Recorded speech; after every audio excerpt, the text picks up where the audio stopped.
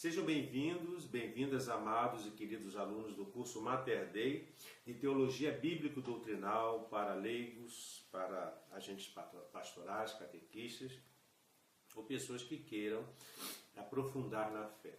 Hoje, neste quarto módulo, nesse quarto vídeo do 11º módulo, nós vamos continuar o estudo da teologia moral e naquele bloco que nós estamos estudando sobre os 10 mandamentos. Para tanto, vamos fazer a nossa oração inicial. Em nome do Pai, do Filho e do Espírito Santo. Amém. Senhor Deus, fazei que nós, vossos filhos, que buscamos conhecer mais os vossos ensinamentos, cresçamos na nossa fé e no vosso conhecimento, para que possamos adorar-vos e amar-vos como vós mereceis. Por nosso Senhor Jesus Cristo, vosso Filho, na unidade do Espírito Santo. Amém. Em nome do Pai, do Filho e do Espírito Santo. Amém. Então, neste quarto mandamento, nós vamos falar sobre honrar pai e mãe. E qual é o enunciado que nós encontramos na Bíblia, ou seja, nas Sagradas Escrituras? Em Êxodo, capítulo 20, versículo 12, nós encontramos o seguinte enunciado: honra pai e mãe, a fim de prolongares os teus dias na terra que o Senhor teu Deus te vai dar. Também em Lucas capítulo 2, versículo 51, nós encontramos aquela parte do Evangelho em que São Lucas narra que Jesus era submisso aos seus pais, que diz, era-lhe submisso. Então Jesus ele tinha um ato de submissão aos seus pais, que eram aqueles que cuidavam dele. E também em Efésios capítulo 6, versículos de 1 a 3, diz o seguinte: o próprio Senhor Jesus lembrou a força deste mandamento de Deus, e o apóstolo ensina: filhos, obedecei aos vossos pais no Senhor, pois isso é que é justo. Honra pai e mãe, tal é o primeiro mandamento, com a promessa para que sejas feliz e gozes de longa vida sobre esta terra. Então, nós vimos que os 3 primeiros mandamentos se estavam relacionados a Deus. Os 7 últimos mandamentos estão relacionados ao próximo. Então vejam bem, neste quarto mandamento, compreende os deveres dos inferiores para com os superiores e, de qualquer modo, também dos deveres dos superiores para com os seus inferiores, seus súditos. E, dessa maneira, nós entendemos o sentido de autoridade, né? Ou seja, para aqueles que têm autoridade, devem ter também suas obrigações para com aqueles que estão lhes submissos. Portanto, neste quarto mandamento, vamos estudar o fundamento da autoridade, os deveres dos filhos para com os pais, os deveres dos pais para com os filhos, os deveres para com as pessoas da família, para com a igreja e para com a sociedade civil, e os deveres para com o pessoal doméstico, ou seja, de casa. Todas essas obrigações constituem uma virtude. Qual é a virtude? A virtude da piedade, que é um hábito sobrenatural que inclina a tributar aos pais, à pátria e a todos quantos com esta e aqueles se relacionam, a honra e o serviço devidos. É o que nos ensina São Tomás de Aquino. Qual é o fundamento da autoridade? O homem foi destinado por Deus a viver em sociedade, e onde há sociedade deve haver ordem. E para que haja ordem é necessário que haja quem mande e quem obedeça. Aquele que manda chama-se autoridade. Na família são os pais, na sociedade civil são os governantes, e na igreja é a hierarquia eclesiástica. Toda autoridade, portanto, ela é necessária, pois sem ela não haveria sociedade, pois toda autoridade legítima vem de Deus. Como Criador, somente a Ele compete governar aos homens, mas quer fazer participar desse seu governo os homens, delegando neles a sua autoridade. E qual é o fundamento bíblico da autoridade? Bem, em Romanos, capítulo 13, versículos de 1 a 2, nós encontramos a seguinte perícope: cada qual seja submisso às autoridades constituídas, porque não há autoridade que não venha de Deus. As que existem foram instituídas por Deus. Assim, aquele que resiste à autoridade opõem-se à ordem estabelecida por Deus. Os que a ela se opõem atraem sobre si a condenação. Agora, importa esclarecer que o que fica dito não significa que este ou aquele governante seja escolhido por Deus. O que é divina é a autoridade que exerce porque ela é de lei natural. Então, o que nós nos referimos aqui é a autoridade, não as pessoas que exercem, que nem sempre elas são legítimas para exercerem a autoridade que vem de Deus e é de direito natural. E a família? Bem, o Catecismo da Igreja, nos seus parágrafos 2197 a 2200, nos ensina o seguinte: o quarto mandamento é o primeiro da segunda tábua e indica a ordem da caridade. Deus quis que depois de si honrássemos os nossos pais, a quem devemos a vida e os que nos transmitiram o conhecimento de Deus. Temos obrigação de honrar e respeitar todos aqueles que Deus, para o nosso bem, revestiu de sua autoridade. Este mandamento exprime-se sob a forma positiva de deveres a cumprir. Anuncia os mandamentos seguintes relativos ao respeito particular pela vida, pelo matrimônio, pelos bens terrenos, pela palavra dada, e constitui um dos fundamentos da doutrina social da Igreja. O quarto mandamento dirige-se expressamente aos filhos nas suas relações com o pai e com a mãe, porque essa relação é a mais universal, mas diz respeito igualmente às relações de parentesco com os membros do grupo familiar. Exige que se preste honra, afeição e reconhecimento aos avós e aos antepassados. E, enfim, extensiva aos deveres dos alunos para com os professores, dos empregados para com os patrões, dos subordinados para com os chefes e dos cidadãos para com a pátria e para com quem os administra ou governa. Este mandamento implica e subentende os deveres dos pais, tutores, professores, chefes, magistrados, governantes, todos aqueles que exercem alguma autoridade sobre outrem ou sobre uma comunidade de pessoas. A observância do quarto mandamento comporta a respectiva recompensa. Honra pai e mãe, a fim de prolongares os teus dias na terra que o Senhor teu Deus te vai dar. Êxodo, capítulo 20, versículo 12. O respeito por este mandamento proporciona com os frutos espirituais os frutos temporais da paz e da prosperidade. Pelo contrário, a sua inobservância acarreta grandes danos às comunidades e às pessoas humanas. Qual é a natureza da família, portanto? Bem, a comunidade conjugal assenta sobre o consentimento dos esposos, ou seja, do homem e da mulher. O matrimônio e a família estão ordenados para o bem dos esposos e para a procriação e a educação dos filhos. O amor dos esposos e a geração dos filhos estabelecem entre os membros de uma mesma família relações pessoais de responsabilidades primordiais. Um homem e uma mulher, unidos em matrimônio, formam com seus filhos uma família. Esta disposição precede todo e qualquer reconhecimento por parte da autoridade pública e impõe-se a ela. Deverá ser considerada como uma referência normal, em função da qual são apreciadas as diversas formas de parentesco. Ao criar o homem e a mulher, Deus instituiu a família humana e dotou-a de sua constituição fundamental. Os seus membros são pessoas iguais em dignidade. Para o bem comum dos seus membros e da sociedade, a família implica uma diversidade de responsabilidades, de direitos e de deveres. E a família cristã? Bem, a família cristã constitui uma revelação e uma realização específica da comunhão eclesial. Por esse motivo, há de ser designada como uma igreja doméstica. Ela é uma comunidade de fé, de esperança, de caridade. Reveste-se de uma importância singular na igreja, como transparece do Novo Testamento.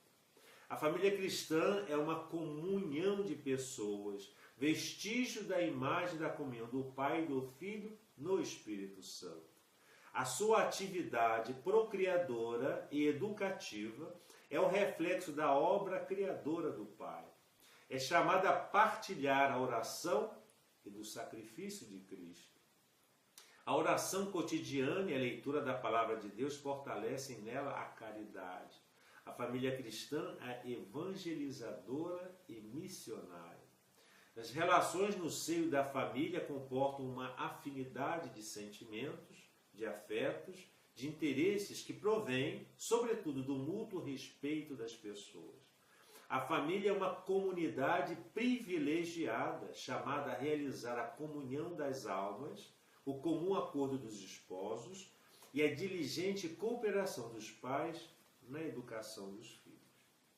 E a família e a sociedade? Bem, a família é a célula originária da vida social.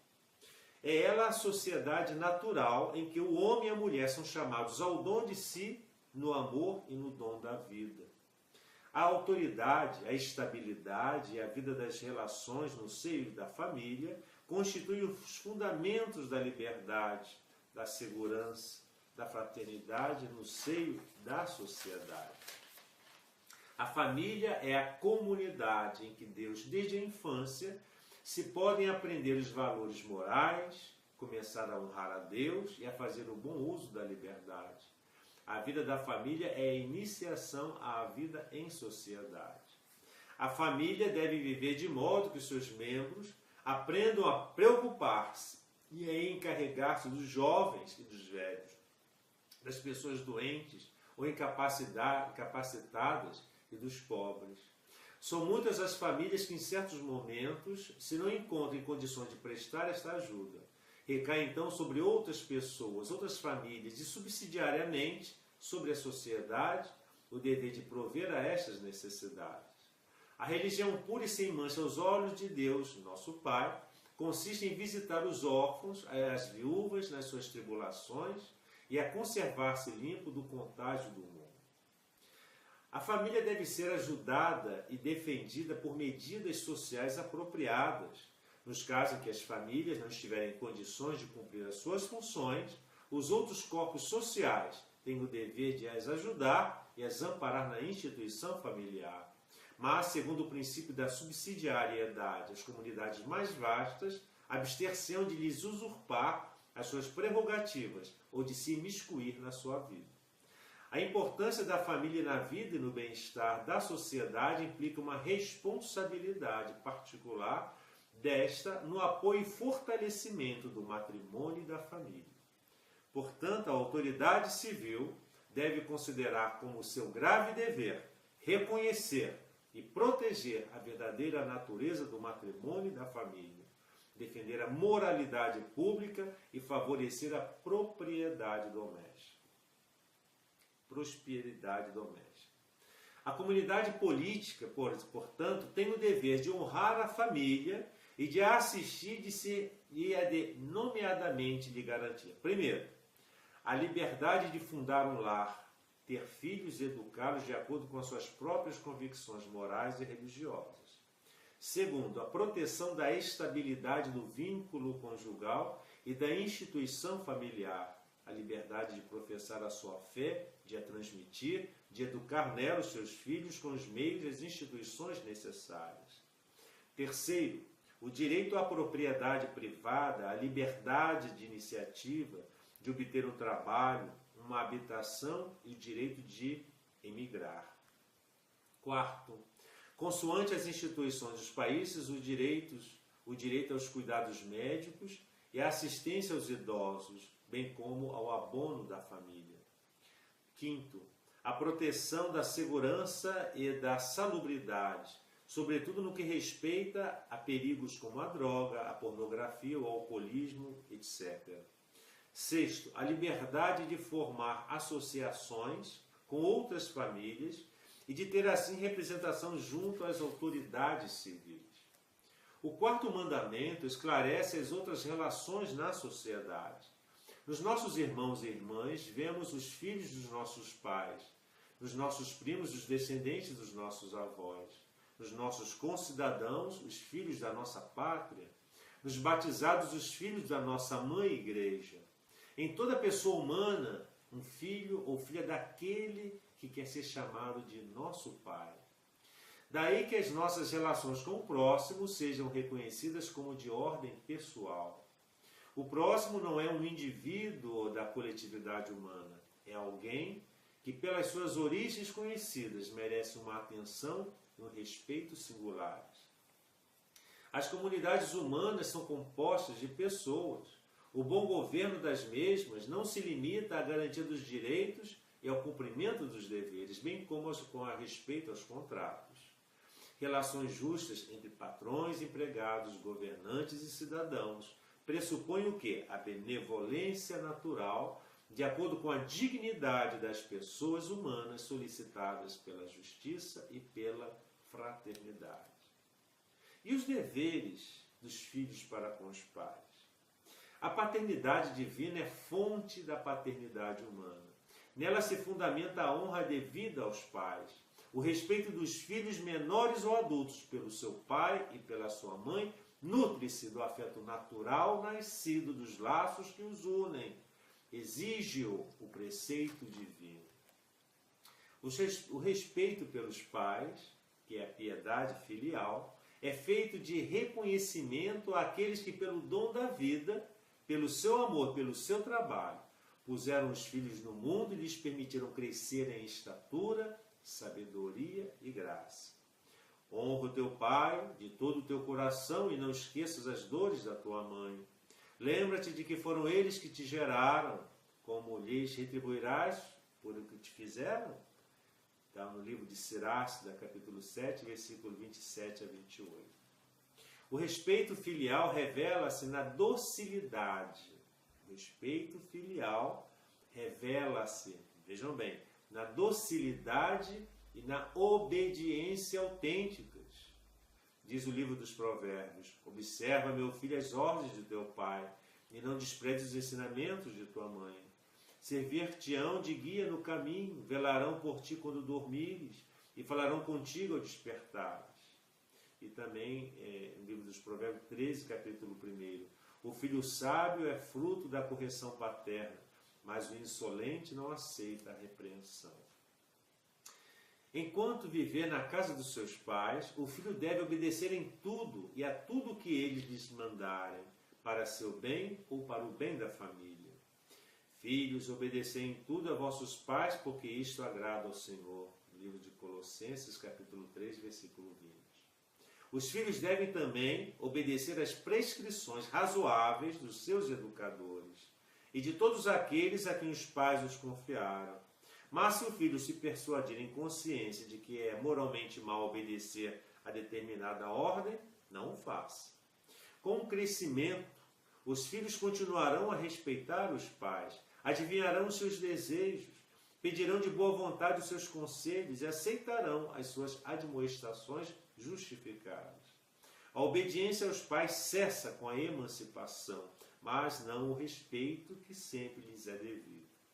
É que este tem a raiz no temor do Senhor e que é um dos dons do Espírito Santo. O quarto mandamento lembra, portanto, aos filhos adultos as suas responsabilidades para com os pais. Tanto quanto lhes for possível, devem prestar-lhes ajuda material e moral nos anos de velhice e nos tempos de doença, da solidão ou do desânimo. Jesus lembra este dever de gratidão. Diz o livro de Siracida, capítulo 3, versículos 2 a 6.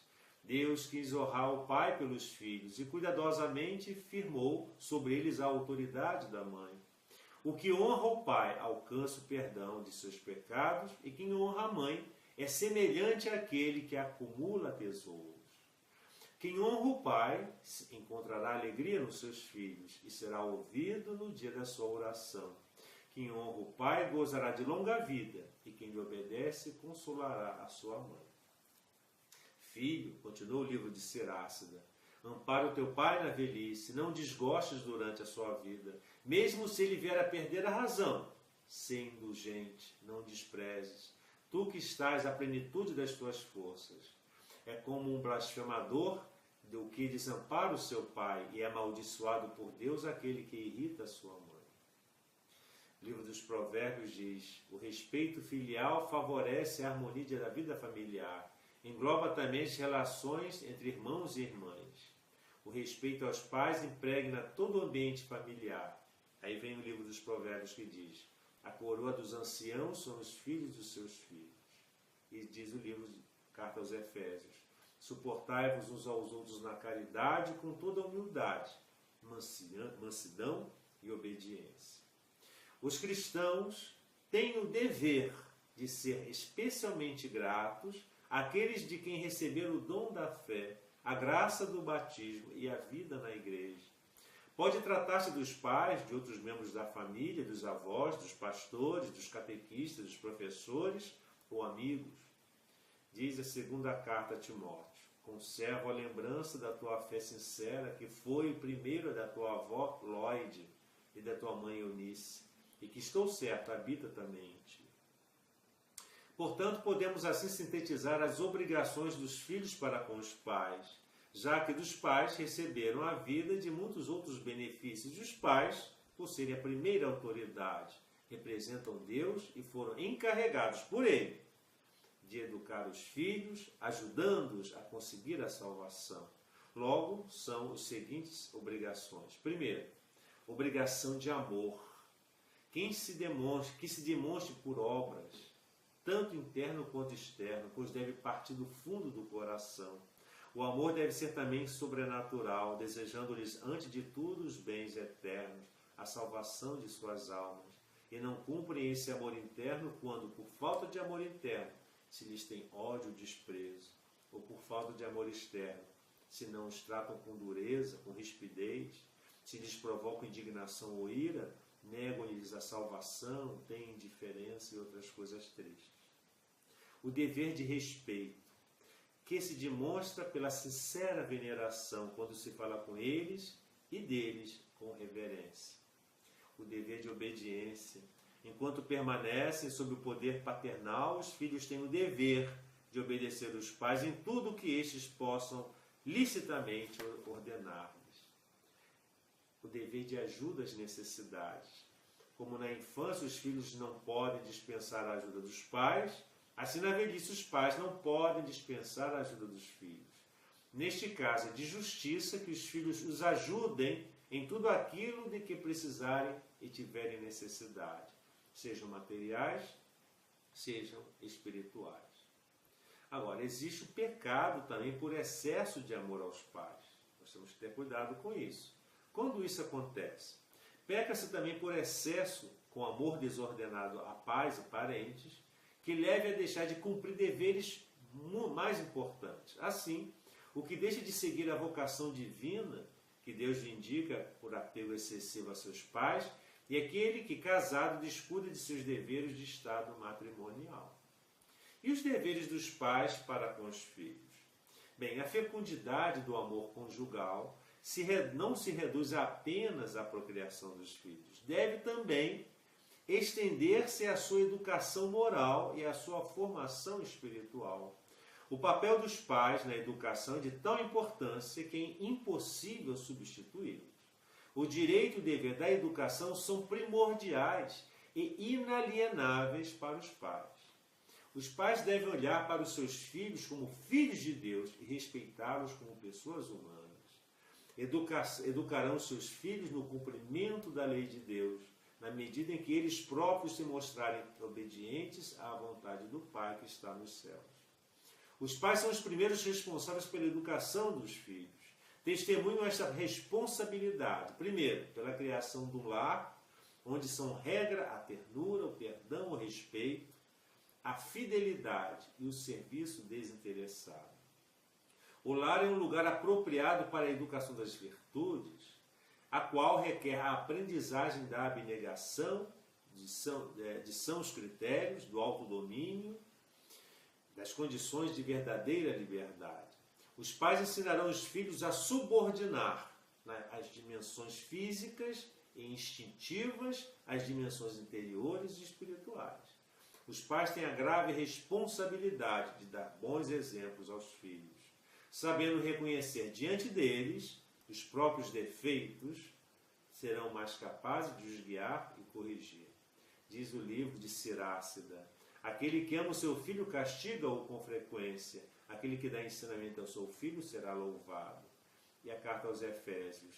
E vós, pais, não irriteis os vossos filhos, pelo contrário, educai-os com disciplina e advertências inspiradas pelo Senhor.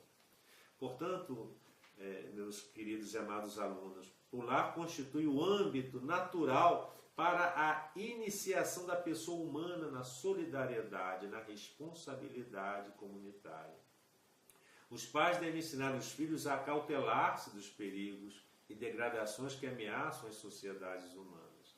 Pela graça do sacramento do matrimônio, os pais receberam a responsabilidade e o privilégio de evangelizar os filhos. Desde tenra idade devem iniciá-los nos mistérios da fé, de que são os primeiros arautos, onde associá-los desde a sua primeira infância à vida da igreja. A maneira como se vive em família pode alimentar as disposições afetivas que durante toda a vida permanecem como autêntico preâmbulo e esteio de uma fé viva. Isso é muito importante na formação da família cristã. A educação da fé por parte dos pais, deve começar desde a mais tenra infância. Faz-se já quando os membros da família se ajudam mutuamente a crescer na fé pelo testemunho de uma vida cristã, de acordo com o Evangelho. A catequese familiar precede, acompanha e enriquece as outras formas de ensinamentos da fé. Os pais têm a missão de ensinar os filhos a rezar e a descobrir a sua vocação de filhos de Deus. A paróquia é a comunidade eucarística, o coração da vida litúrgica das famílias cristãs. É o lugar privilegiado da catequese dos pais e dos filhos. Por sua vez, os filhos contribuem para o crescimento dos seus pais na santidade. Todos e cada um se darão generosamente e sem se cansar o perdão mútuo exigido pelas ofensas, querelas, injustiças e abandonos.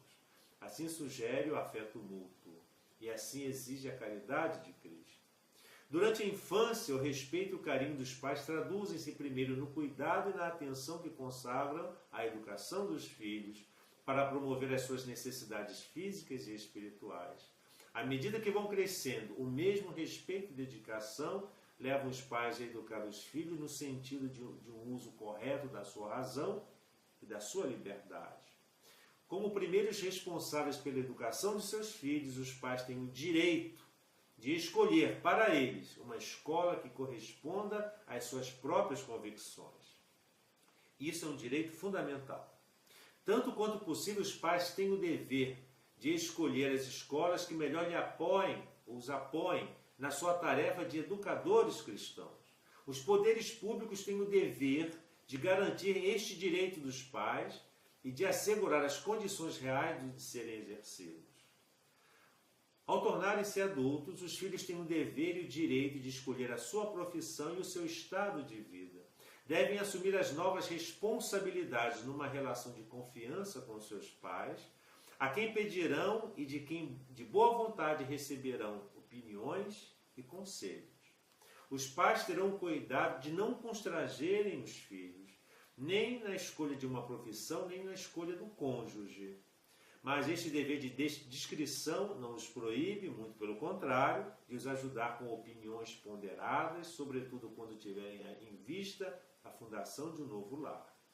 A quem não se case para cuidar dos pais ou dos irmãos ou irmãs, ou para se dedicar mais exclusivamente a uma profissão, ou ainda por outros motivos válidos, esses podem contribuir muitíssimo para o bem da família humana.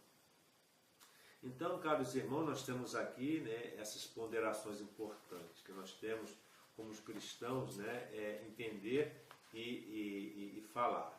Agora, há também os pecados por excesso. Raras vezes pecarão os pais contra o amor devido aos filhos por desapego e ódio interior.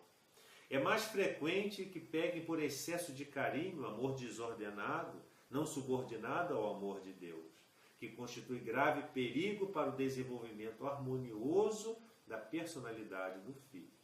E quais outras obrigações que este mandamento impõe? Bem, além dos pais, o mandamento abrange outras pessoas a que se deve obediência amor e respeito de modo especial. Quais são as pessoas?